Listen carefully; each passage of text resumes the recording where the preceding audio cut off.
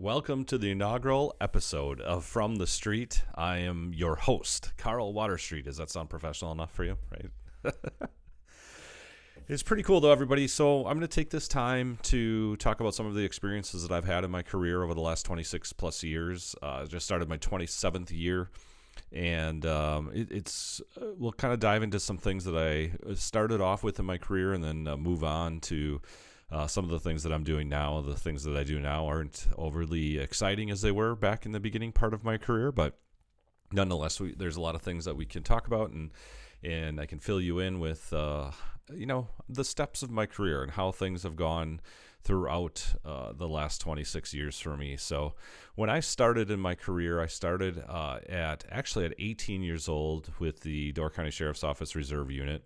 I would try to find a picture. I'll post it on my Facebook page at some point, and so you can see exactly what it looked like. But I was a young, dapper young fella, 18 years old, fresh out of high school. Really had no plan in life and what to do. I was going to Northeast Wisconsin Technical College in Green Bay to get my associate's degree. Didn't start yet, and was just trying to figure out life. It's what any 18-year-old would do, right? So thought this was a great opportunity. The reserve program is a great program for young students who are aspiring to be in law enforcement to start off. You do traffic directions, security at festivals, all that stuff. The reserve program has kind of evolved a little bit, but not much in the last 26 years since I started. But it's one of those things that it's really good for young aspiring law enforcement officers to get started with. So we still have the program today. So if you do want to get involved in it, I'm going to give you a kind of a shameless plug on really what the program is all about. But you can apply. Just go on to the Door County website, county.door.wi.gov.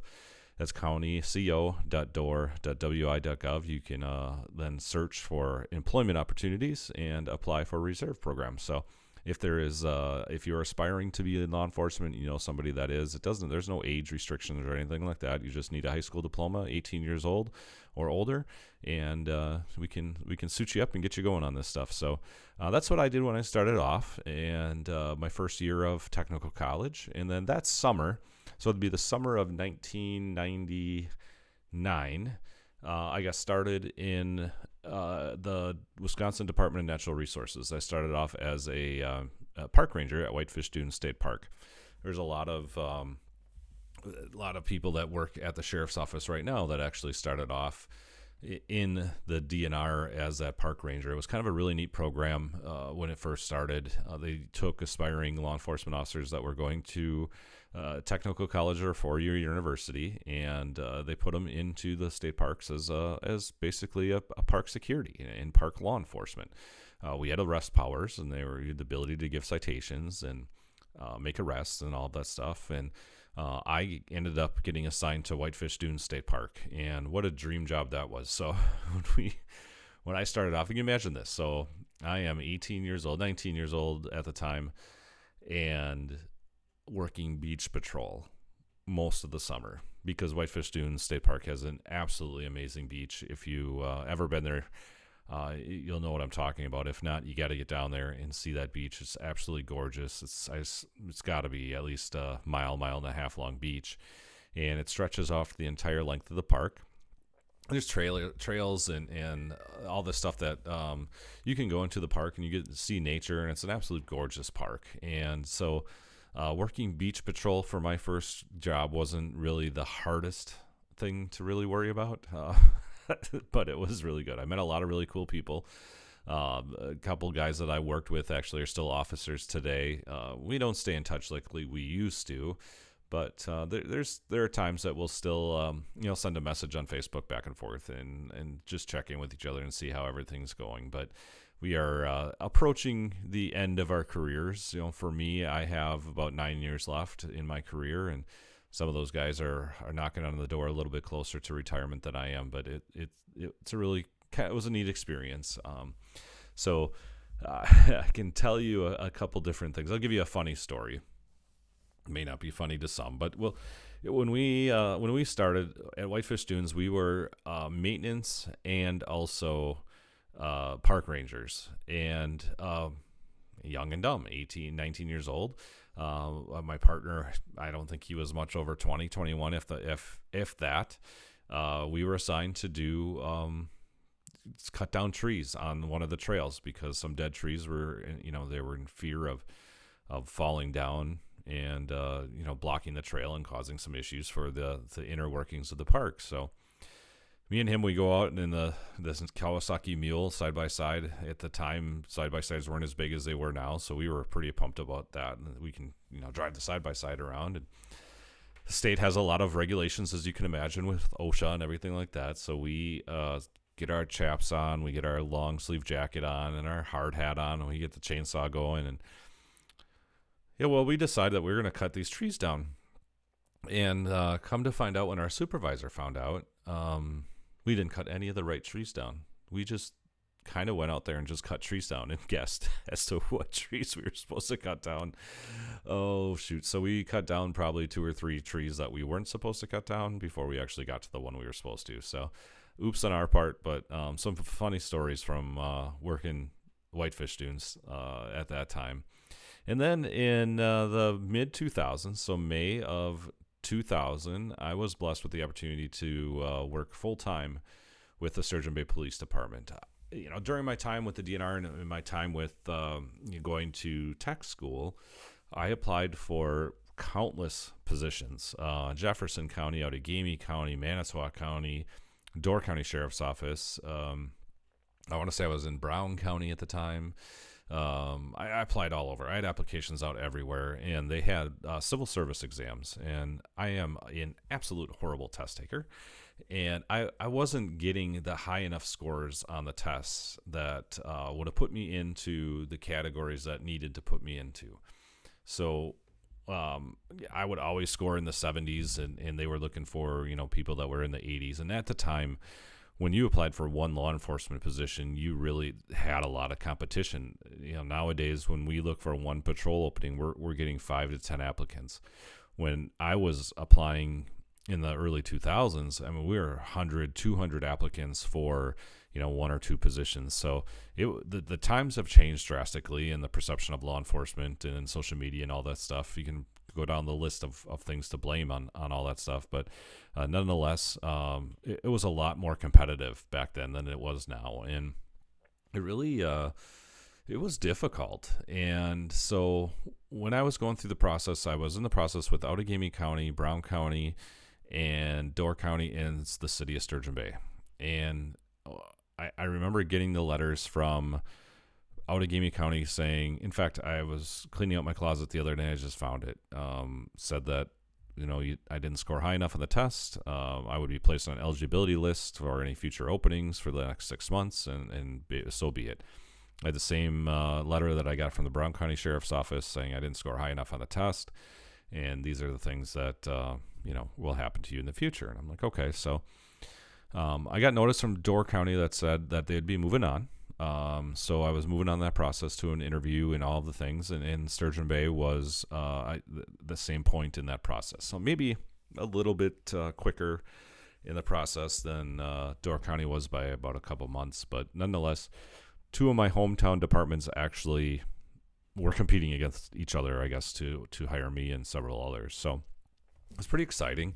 You always envision, working for your hometown police department and working right in your own backyard, and but a little scary too, because you grew up here, so you knew a lot of people, you knew a lot of your friends that were coming out of high school that were in college right now, and to have to go in and police them is a little bit difficult, but nonetheless it was exciting for me. And I remember in the beginning of April, I was just finishing up one of my final classes. Graduation was in May. And I got a phone call from then Chief of Police Dennis McIntosh, and he said, "Hey kid, we're going to offer this job to you.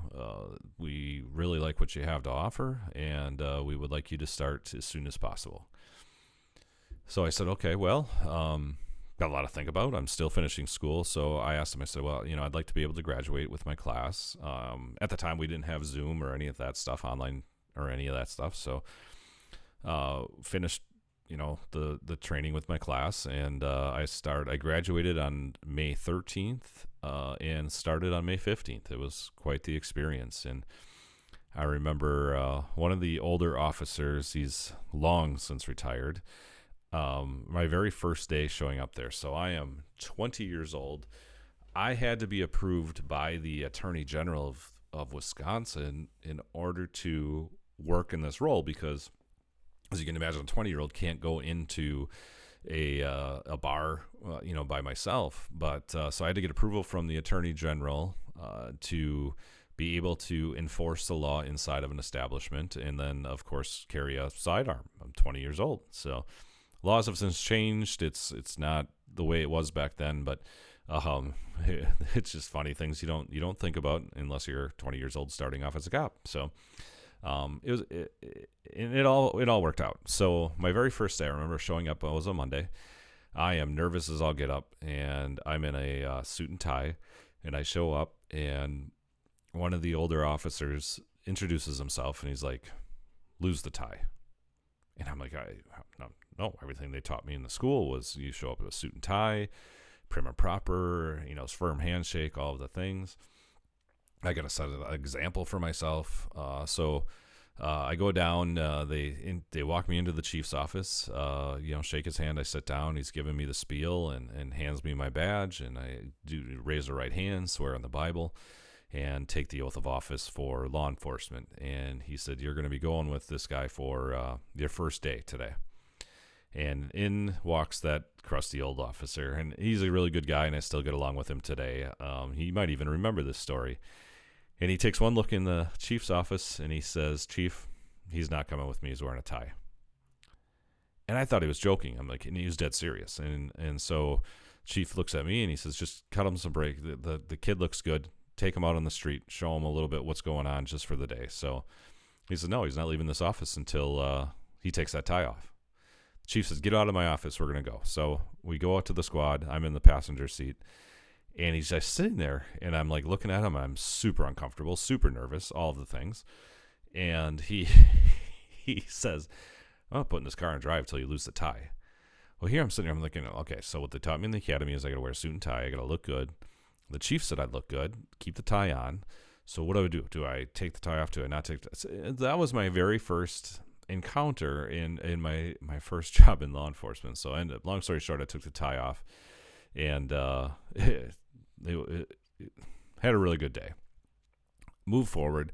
I was one of the first ones to go through what's called a field training officer position. So as a new recruit, now the standard is about 12 weeks of training that you go through. It's pretty vigorous. You go through different trainers every few weeks, and you go through phases of training, and it's laid out in a very understandable, slow, methodical learning type thing. And you are able to then progress through this training. And then, when you're in a position like I am that oversees training right now as a captain, I can tell the progress that the officers are making. So whether or not we got to repeat something, or we got to send them to additional training, or they're just not cutting it, or they're just amazing and we can advance them, however it works. So I was the first one to go through kind of the guinea pig of this brand new program that had just hit the streets, and it was new to law enforcement. Prior to that, it was just basically, here's the keys to your squad car, here's the map, good luck. And that's the way it was. So I get into the structured program. It all works out really good, actually. I learned a lot, and I learned a lot about training, and I learned about how training should be done. And it actually helped me learn later on in my career on exactly how everything should be done. And, made me a better trainer, made me a better supervisor, made me a better administrator. And so we're going through this training, and I finally get blessed. I finally get released. And I remember it like it was yesterday. I preach to all the new guys new guys and gals that start by me. That's, you never forget where you started. Because when you forget where you start, that's when you run into problems, especially when you rise through the ranks of your department. You become an administrator, sergeant, lieutenant, captain, whatever it is. You lose touch, and you lose that focus as to really what the job is all about, and what you can bring to the job. And I'll never forget it. And I still to this day, I shake my head and laugh because I am, again, 20 years old. I am fresh out of school. I am in a squad car, my first real big boy job. And I'm working the midnight shift. And I've never worked a midnight shift before in my life. I worked 3 to 11s at security jobs that I worked, like at the parks and stuff, but never worked a night shift. So I'm all geared up. It's 10:30 at night. I show up to work and we picked each other and dropped each other off from work. And so I was at the station, dropped off my relief at his home, and he's like, "Hey, good luck, kid." And he slammed the door, and I'm like, "Okay, here we go. I'm on my own. Let's do this." So I'm driving around, and I see a car go by, and he's got a headlight. And those in law enforcement, anybody knows a headlight out is enough probable cause to make a traffic stop.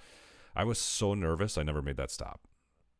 So I'm driving down the road, and I'm like, okay, next one. It wasn't the next city block. Another headlight out goes by. And I drove by it because I was just like, okay, just now I have to stop. The third one's the charm. I have to stop this car. Right? So I'm going down the road, and I see a speeder, and he's going 36 and a 25. I'm like, okay, well, that's not the worst. All right, I'm not going to stop this one. All right, I got to wait for the next one. So finally I get another headlight, and I stop that car, and I'll never forget the stop. I walk up to the window, and the guy looks out the window. I don't remember what the guy's name is or anything. It's irrelevant, but he hands me the driver's license, and I was shaking so bad. He actually paused and said, "What, is everything all right?" And I'm like, "Yep, everything's just fine. It's just fine." When I handed him his driver's license back, I dropped it. I was shaking so bad, how nervous I was making that traffic stop. And it was just like a simple routine traffic stop. But you just think about little things like that go back into your career and how things start and how things progress. And I look back as I'm rolling into like I said, the start of my 27th year, and remember really where things started. And I remember that 20-year-old, 170-pound, fresh behind the ears type guy, just nervous as I'll get up making a traffic stop. And I take that with me. When I'm in promotional interviews, when I'm interviewing people for promotions at the sheriff's office, or when I'm talking to young, inspiring law enforcement, or I'm even giving presentations out in the community. You cannot forget where you came from. You cannot forget that excitement and that nervousness and kind of that little shtick that brought you into where you're at.